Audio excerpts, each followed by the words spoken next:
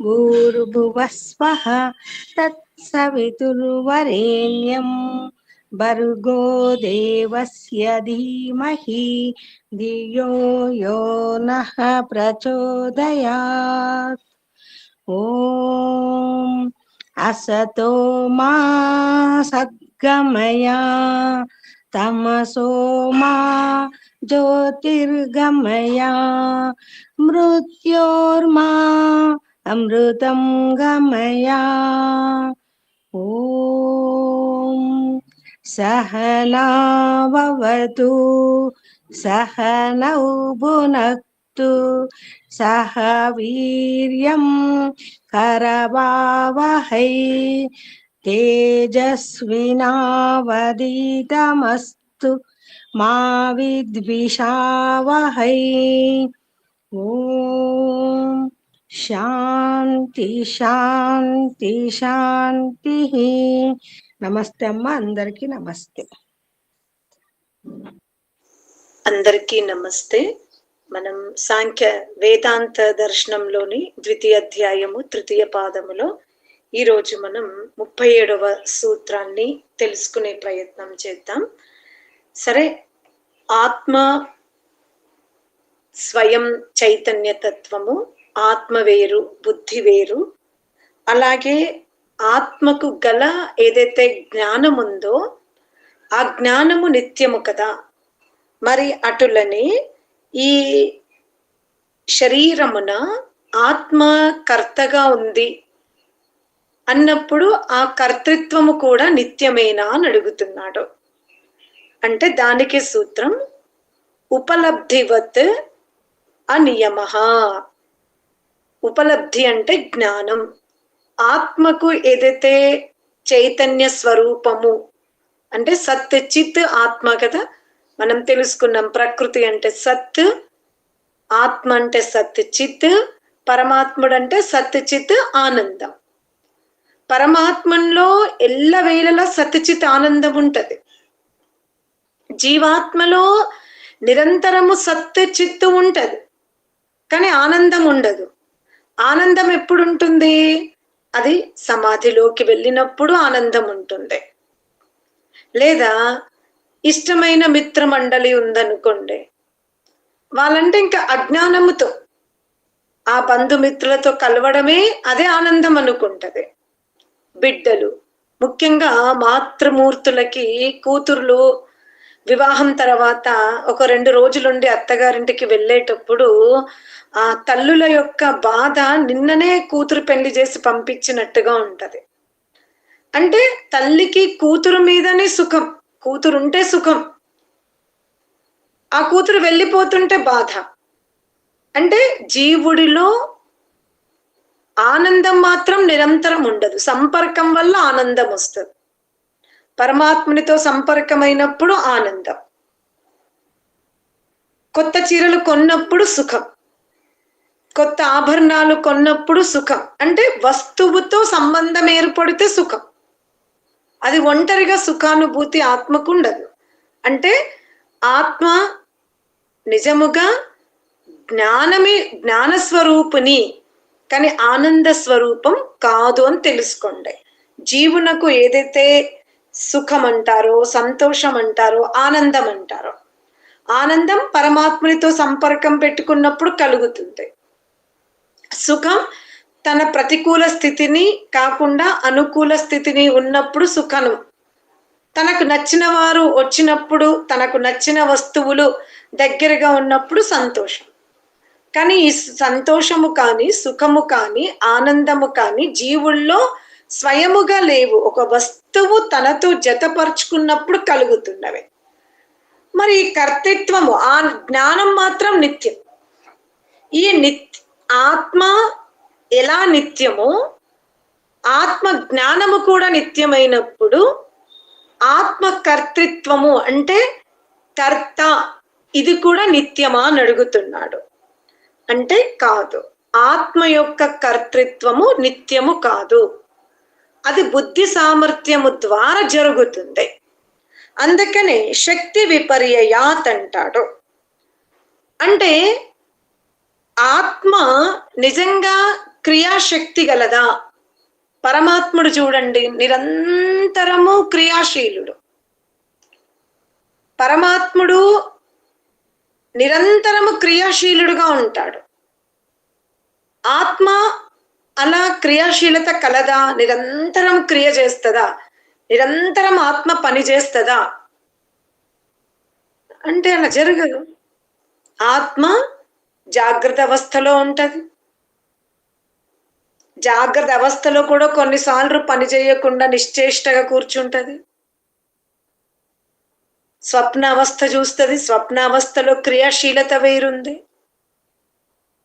సుషుప్తిలో వేరుంది, సమాధిలో అయితే క్రియ చేయాల్సిన అవసరమే ఉండదు.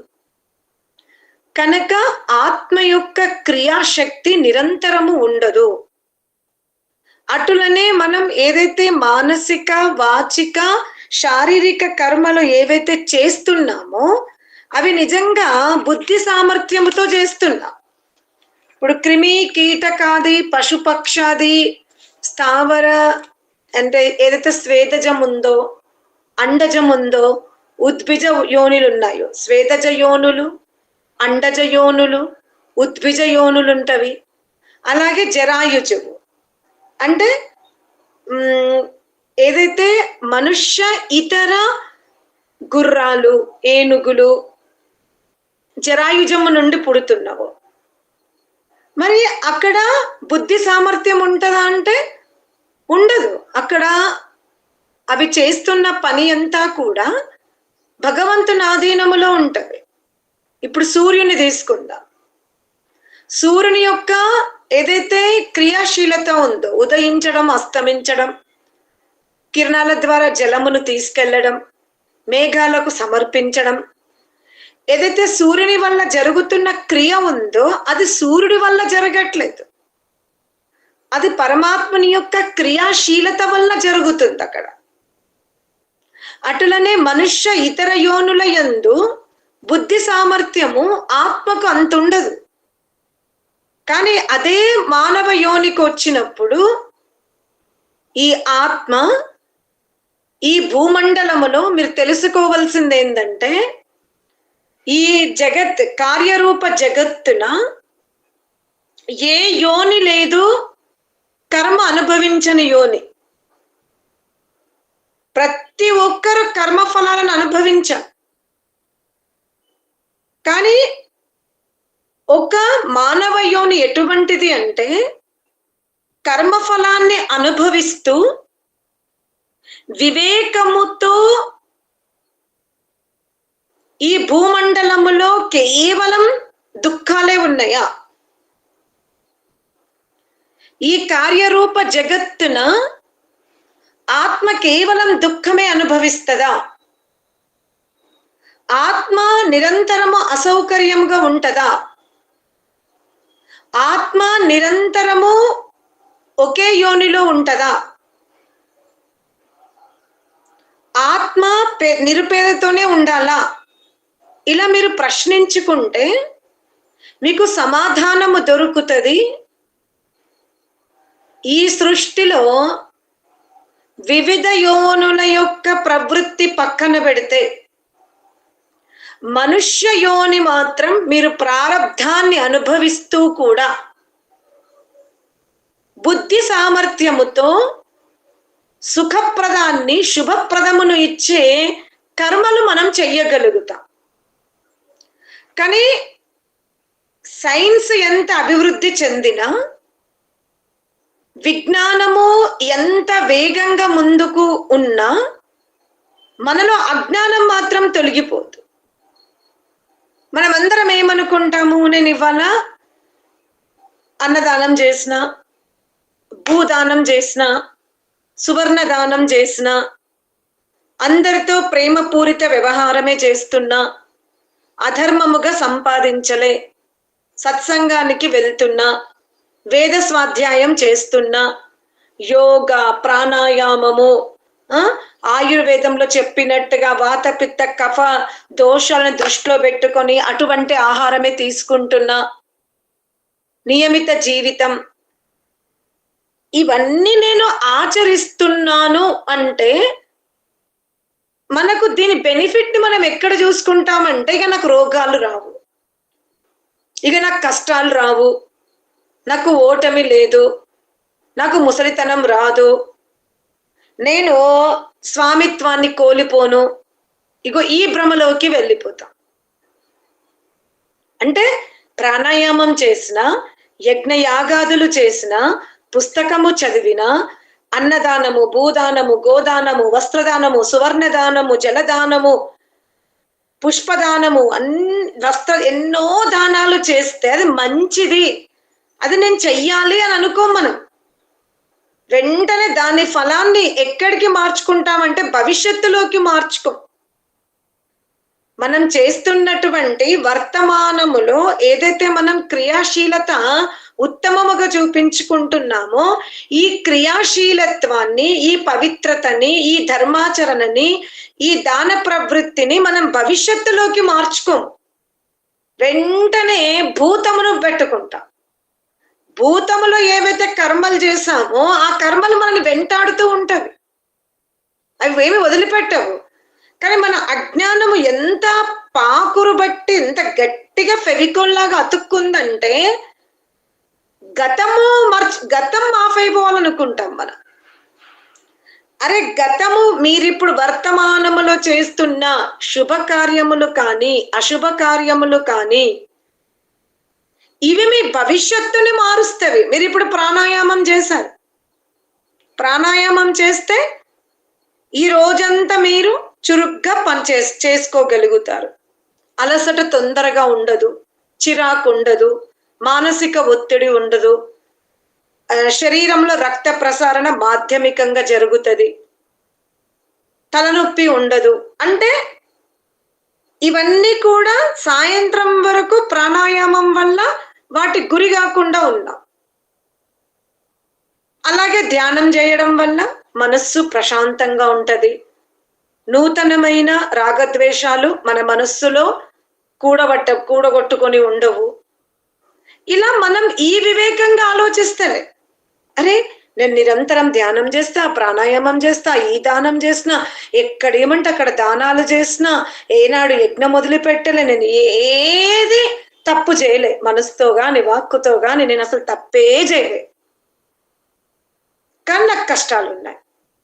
అరే కర్మ ఫలము భూతమును మార్చడానికి చెయ్యకూడదు. మనం భవిష్యత్తులో ఇటువంటి స్థితి మళ్ళీ మళ్ళీ అనుభవించకూడదు. నా భవిష్యత్తు ఉత్తమముగా ఉండాలి, నేను ఉత్తమమైన భవిష్యత్తును అనుభవించాలని మనం ఇవన్నీ చేసుకోవాలి. అందుకనే సూర్యునిలో ఉన్న క్రియాశక్తి అది సూర్యునిది కాదు, అది పరమాత్ముంది. పశుపక్షాదుల యందు పరమాత్ముడు చైతన్య ఆత్మ ఉంటది గనక స్థూల ఇంద్రియ సామర్థ్యం ఇస్తాడు, సూక్ష్మ ఇంద్రియ సామర్థ్యం అక్కడ సన్నగిల్లి ఉంటది. కనుక అవి నూతనమైన కర్మలు చేయడానికి లేదు. ఆ యోనిలోకి వెళ్ళింది అంటే అక్కడ ఎన్ని సంవత్సరాలు ఏ విధమైన ఆహారం తింటుంది, ఏ విధమైన జీవనం గడుపుతుందో అంటే అది తన ప్రారబ్ధ దుఃఖాన్ని అనుభవిస్తుంది. అదే మనుష్య యోని చూడండి, మీరు ప్రారబ్ధ దుఃఖాన్ని ఒక 3 నిమిషాల కంటే ఎక్కువ అనుభవించకుండా ఉండొచ్చు. మనం అటాక్ అయింది, పరిగెత్తినం, ఔషధ సేవన అయిపోయింది, నెమరవయ్యకండి, వర్తమానంలో జీవించండి. మానవ యోనిలోనే ప్రారబ్ధ కర్మ ఫలము మరణ పర్యంతము తలుచుకొని ఉండడానికి ఉండదు. అటాక్ అది మన దరి చేరింది. ఉదాహరణకి వ్యాపారంలో నష్టం వచ్చింది, విన్నాము, ఏమేం నష్టపోయాము, ఒక 5 నిమిషాలు, ఒక గంట తర్వాత మళ్ళీ ప్రయత్నించవచ్చు, మళ్ళీ మనం మొదటి నుండి కృషి చేస్తే ముందుకెళ్ళొచ్చు. కానీ అదే పశువాది యోనుల్లో ఈ స్థితి ఉండదు. కుక్కగా పుట్టామంటే ఆ కుక్క శరీరం ఉన్నంత వరకు ఆ దుఃఖం అనుభవించాల్సిందే. వృక్షాదుల యందు బంధింపబడ్డాము అనంటే ఆ వృక్ష శరీరం ఉన్నంత వరకు ఆత్మ దుఃఖం అనుభవించాల్సిందే.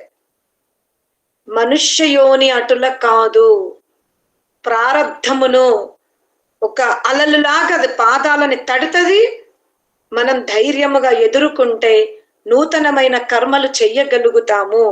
అందుకే ఏమంటున్నాడంటే, జీవాత్మకున్నటువంటి ఏదైతే జ్ఞానస్థితి నిత్యముగా ఉందో ఆ నిత్యము వలె కర్తృత్వ స్థితి ఉండదు. ఎందుకంటే జీవుడు ఎప్పుడు క్రియాశీలుడు కాడు. ఇప్పుడు మోక్షంలోకి వెళ్తాం, మనమందరం మోక్షంలోకి వెళ్తాం ప్రయత్నం చేస్తే. కొంతమందికి మోక్షం ఏంది, ఈ మానవ లోకంలోనే సువర్ణాది ధాతువులు ఏముంది, పుణ్యకర్మలు చేసి యజ్ఞయాగాదులు చేసి మంచి సుపుత్రులని సుపుత్రికలను విద్యావంతులని శరీరం మంచి రూపము సంకల్ప శక్తితో అనుకున్నవన్నీ కూడా జరిగిపోతే ఈ మనుష్య లోకం కూడా సుఖమే కదా అనుకుంటారు. అది సత్యమే, యథార్థమే. కానీ ఒక దగ్గర శ్రమించినందుకు ఇక్కడ మనకు 70 ఏండ్లు 80 ఏండ్లు 90 ఏండ్లు ఐశ్వర్యం లభిస్తుంది. అది సమాప్తం అయిపోయింది. మళ్ళీ మనం మళ్ళీ వెనక్కి వెళ్ళాలి, మళ్ళీ శ్రమించాలి, మళ్ళీ ముందుకు రావాలి.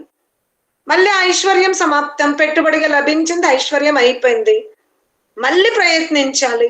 అందుకే ఋషులు ఏమంటారంటే, సరే ఈ మనుష్య యోనిలో ఉత్తమోత్తమ కర్మలు చేస్తే ఐశ్వర్యవంతమైన భగవాన్ వలె శరీరాలు లభించవచ్చు. కానీ లాభం ఏంటి? అవి ఒక 200 సంవత్సరాలు 300 సంవత్సరాలు మనతో ఉంటుంది, అది మళ్ళీ సమాప్తం అవుతుంది. ఇప్పుడు కృష్ణుడు లాంటి మహాపురుషులు, మనం నచికేతుంది వింటాం.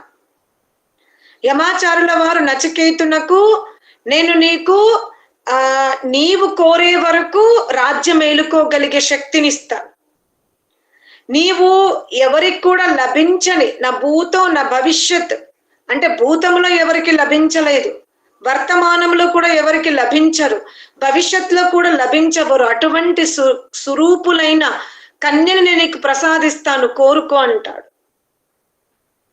ఏనుగులను కూడా నీ కోసం తయారు చేసిస్తాను, చాలా ఎత్తుతో కూడిన గుర్రాలను. అసలు నువ్వు ఏ రాజ్యంలో అడుగు పెడితే ఆ రాజ్యం నీకు సొంతమయ్యేలాగా ఇలాంటి ఐశ్వర్యాలను నీకు ప్రసాదిస్తాను, కోరుకో నచికేత అంటాడు. నచికేతుడు, నాకు ఇందులో మృత్యువే కనబడుతుంది, నాకు ఇందులో వియోగమే కనబడుతుంది అంటాడు. నాకు వద్దు, నాకు వీటికి మించిన దీర్ఘకాలము క్రియాశీలత లేకుండా జ్ఞాన స్వరూపముతో ఆనంద రసాన్ని తాగే లోకం నాకు కావాలి అంటాడు. ఇప్పుడు మనం ధనికులుగా పుట్టాం, మన గోశాలలో 1,00,000 ఆవులు ఉన్నవి, ఇంటి నిండా బంగారం పాత్రలే ఉన్నవి, సేవకులు ఉన్నారు, ఇక ధనమైతే కొన్ని గదులు నిండిపోయి ఉన్నవి. కానీ మీరు వాటిని పట్టించుకోలేదనుకోండి, ఏమవుతుంది? మీ యొక్క ధనము తరుగులో ఉందా, పెరుగుతుందా, సేవకులు దోచుకుంటున్నారా, లేకపోతే సరిగ్గానే సాలరీ తీసుకుంటున్నారా? ఇవన్నీ ఒక పెద్ద వ్యాపారస్తుడి వీటన్నింటిని గమనించలేదనుకోండి, సరే అతనికి అతని భార్యకి ప్రతిరోజు ఫ్రిడ్జ్ లో కూరగాయలు ఉన్నాయా లేవా, వంట ఏం చేయాలి, కూర ఏం చేయాలి, ఎంతమంది చుట్టాలు వచ్చారు, కూరగాయల మార్కెట్కి వెళ్ళి కూరగాయలు తేవడం, పిండి గిర్నికి వెళ్ళి పిండి పట్టించుకోవడం, కిరాణం కొట్టుకెళ్ళి కిరాణం తెచ్చుకోవడము, వాషింగ్ మిషన్ ఉండదు, బండ మీద బట్టలు పిండుకోవాలి, ఇలాంటివి అసౌకర్యాలు లేవు, సౌకర్యంగానే ఉన్నారు, అన్నింటికి పనులే ఉంటారు. ఓకే, మహారాణికి ఆమె సోఫా మీద కూర్చొని నిఘా పెట్టకుండా ఆమెలోనే ఆమె ఉందనుకోండి, ఆ ధన సంపత్తి ఏమవుతుంది? ఆయన వ్యాపారం కూడా పట్టించుకోడు, అంతే, పనులకి మేనేజర్ కి చెప్పేసిండు, ఇంకా ఎప్పుడు కూడా అటువైపు కన్నెత్తి చూడడు. అప్పుడు ఆ వ్యాపారం ఏమైతుంది? అంత పెద్ద వ్యాపారము ఏమైతుంది? ఎప్పుడు కూడా అతను పట్టించుకోకుండా ఉంటే నష్టం జరుగుతుంది. ఎంత ఐశ్వర్యవంతంగా పుట్టినా అక్కడ క్రియ అంటే పని చెయ్యవలసి వస్తుంది. అదే నచికేతుడు అంటాడు, నేను మహారాజుగా పుట్టిన లాభం ఏంటి, నేను అక్కడ పని చెయ్యాలి, నాకు కావాల్సింది జ్ఞాన స్వరూప స్థితిలో నేను ఉండాలి అనుకుంటున్నా. అంటే మోక్షం ఒక్కటే.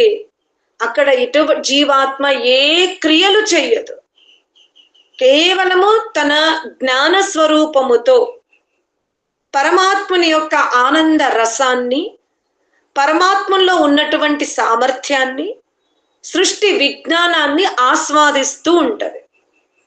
ఆ పరమాత్మని సామర్థ్యం, పరమాత్మని యొక్క జ్ఞాన విజ్ఞానం, పరమాత్మని యొక్క కోశము అంటే అది భండారం అనుకోండి. ఆ భండారాన్ని జీవుడు ఇక్కడి నుంచి ప్రారంభించి ఆ చివరి వరకు వెళ్ళడానికి పరమాత్మని యొక్క ఐశ్వర్యముతో కూడుకున్న లోకము జీవుడు ఒక రౌండేసి రావాలి అంటే ఎంత సమయం పడుతుంది అంటే 36,000 సృష్టి కాలాలు అన్నాడు. అంతే, 36,000 సృష్టి కాలాల సమయం పడుతుంది పరమాత్మని యొక్క జ్ఞాన విజ్ఞాన ఆనంద రసం అనే సముద్రములో ఈత కొట్టడానికి. అంత సమయం జీవుడు పరమాత్మని ఆనందాన్ని, పరమాత్మని జ్ఞాన విజ్ఞానాన్ని, పరమాత్మని యొక్క శక్తిని, పరమాత్మని యొక్క తేజస్సుని, పరమాత్మని యొక్క ఓజస్సుని ఆస్వాదించాలి అంటే పరమాత్మని యొక్క సామర్థ్యము ఎంత విశాలంగా ఉంది, జీవుని సామర్థ్యం ఎంత అల్పంగా ఉంది అంటే 36,000 ప్రళయాలు కార్యరూప జగత్తు ఎంత సమయం తీసుకుంటుందో అంత సమయం పాటు జీవుడు సమయం తీసుకుంటున్నాడంటే అసలు జీవాత్మ పరమాత్మకున్న వ్యత్యాసం చూడండి. కానీ అక్కడ క్రియ ఉండదు, జీవుడు ఎటువంటి క్రియలు చెయ్యడు.